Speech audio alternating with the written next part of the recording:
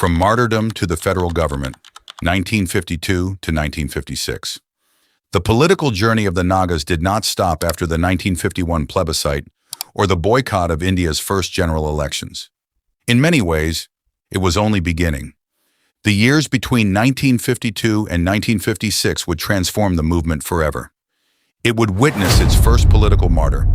It would face deep disagreements among its own leaders, and it would eventually give birth to an underground government that would shape Naga history for decades to come. Before we continue, let's remind ourselves where we are in history. The year is 1952. Nagaland does not yet exist as a separate state. The region is officially the Naga Hills district of Assam. The Naga National Council, led politically by Az Fizo, has become the most influential organization representing a large section of Naga political opinion. Relations between the NNC and the Government of India are becoming increasingly tense. Neither side is willing to change its position. October 18, 1952, first political martyr.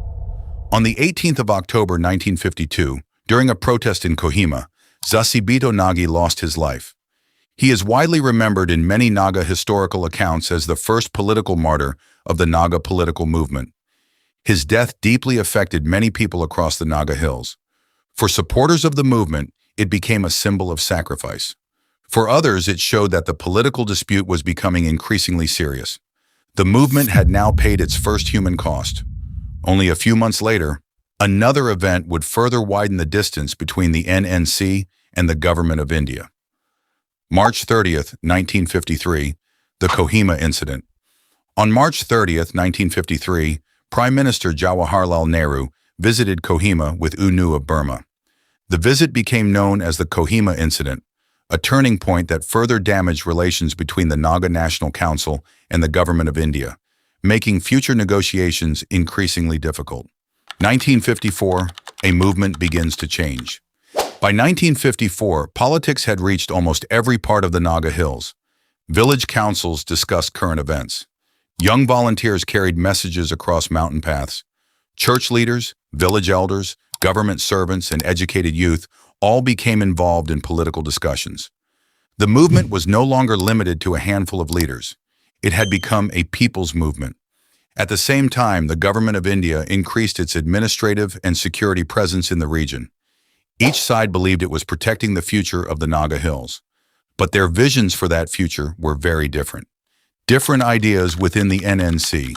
From the outside, the Naga National Council appeared united. Inside, important differences were beginning to emerge. One of the organization's most respected leaders was Sakhrie, the General Secretary of the NNC. He had helped draft important political documents and was regarded as one of the movement's leading intellectuals. As political tensions increased, Sakhrie believed that negotiations should remain open. NNC leader Az Fizo, meanwhile, believed that the movement should remain firm in pursuing its political objectives and avoid compromises that, in his view, could weaken the Naga cause. These differences were not personal. They reflected two different approaches to achieving the same goal. Unfortunately, those differences would soon have tragic consequences. January 1956, the death of Sakhrie.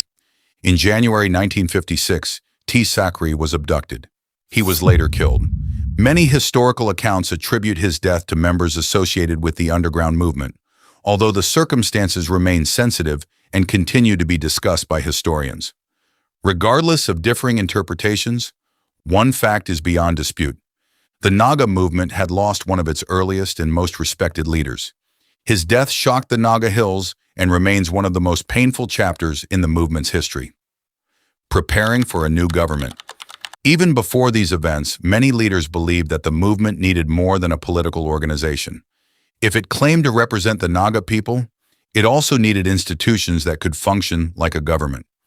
During late 1955 and early 1956, meetings were held in secret.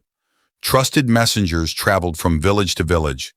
Supporters quietly arranged food, shelter, and communication. Plans were made to establish a new political structure.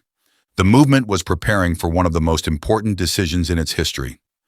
22nd March 1956, the Federal Government of Nagaland. On the 22nd of March 1956, at Parashen in the Rengma region, history entered a new chapter. The Federal Government of Nagaland, popularly known as the FGN, was proclaimed. For supporters of the movement, this represented the establishment of a national government for the Nagas. The government of India, however, did not recognize the FGN and regarded it as an underground organization operating outside the constitutional framework. The political struggle had entered an entirely new phase. The first leadership of the FGN. The newly proclaimed government had its own leadership. Khriesanisa Seyie became the first Kedahge, or president, of the Federal Government of Nagaland. Whenha Rengma became the first Ato Kilonser, the chief executive of the new government. Zasibito continued to serve as the movement's principal political leader through the Naga National Council. For the first time, the movement had a structured political leadership beyond the NNC itself. The first Naga national flag. The proclamation ceremony also witnessed another historic moment. Thungti Chang, chief of the Naga Home Guard, hoisted the first Naga national flag. For many supporters, the flag represented identity, unity, and the hope of self-government. It became one of the defining symbols of the movement, the birth of the Naga Federal Army. At this stage, the movement's security force was known as the Naga Home Guard. As the conflict developed, it evolved into the Naga Federal Army, or NFA, the military wing of the Federal Government of Nagaland. Young volunteers from different regions joined its ranks. Operating under difficult conditions, the organization would become one of the most important institutions of the underground movement. A new chapter begins. Let's look at how quickly events unfolded. October 18, 1952, Zasibito Nagi became the first political martyr remembered by many Naga historical accounts. March 30, 1953, the Kohima Incident further damaged relations between the NNC and the Government of India.